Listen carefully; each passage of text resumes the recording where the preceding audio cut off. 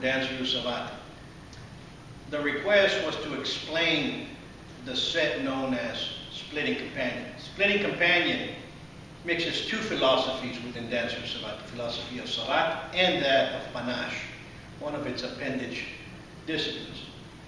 And what happens is that you see the two differences of thinking blending together. Let me explain. Panache is a discipline that became such after World War I. Because before World War I, Panache was known in Savate realm. If a Salvatore marched with la Panache or walked with Panache, meant that a knife could not touch him, a bullet could not touch him, meant that there was some sort of magical element to Panache. Do I believe that? Maybe it just meant that they were very good. Yeah? But what happens in Panache now, it's split into two disciplines. One, the usage of the articles of clothing, your scarf, your hat, okay, your umbrella, your jacket, okay, and the element of how to start a fight. Many people forget that fighting is in front of us. Sometimes it's who hits first, who hurts the most, is who's going to win the fight. And I'm going to quote Jack Dempsey, where he used to say, the secret about fighting is who gets there firstest with the mostest. Okay? So that's where Panache, or the discipline of Panache, is blended well into Danse de Rue.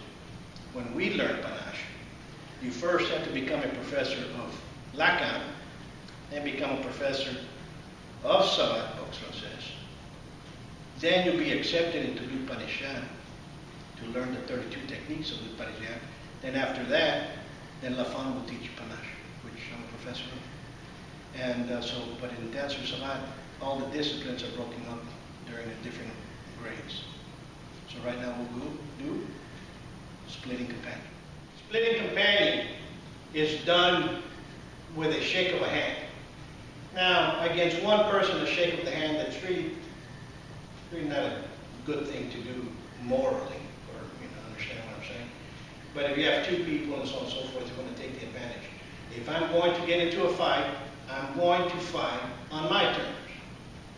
Okay, so I'm going to take advantage of that. I know the situation is there. I know it's not going to be moving anywhere else, and there's no more peace treaties to be made, if you want to put it that way. There's no retreats. So I have to make sure that I'm going to fight, and I'm going to fight on my terms. So the technique starts with the shake of the hand. Okay? Very simple. There's a lot of little things going on here. What's going to happen is a chassé, a mano verte to the back of the neck, in a pivoting point. So as it goes in, okay. I'll do it again.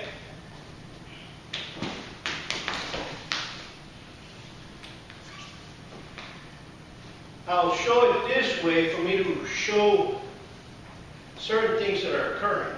Okay? As I go in with a chassé Italien, the back of my hand is going to hit the back of his neck. Okay, simultaneously, over like 0.25, 0.5, and wants to be. Turn. His elbow is extended because I'm going to break that when I go out. Understand? I'm going to show some fine points within splitting companion, especially when I'm grabbing and what that handshake is actually doing with the arm and what it's doing to his upper body. I'm not handshaking being in the same line, so in other words, he's straight on me. Okay? I'm going to shake his hand for his body and his shoulders are going to be, what? Angled towards me. Okay? For me to be easier for me to go inside. And not only that, am I going to control the width of him, I'm also going to control the depth by what? Shaking his hand going down. That's going to ease the technique while it's going forward. Let me show you. So when I shake his hand, see what I'm doing? That's before him. Okay? I'm locking him. Okay, so as a chassé comes in, that's when I hit.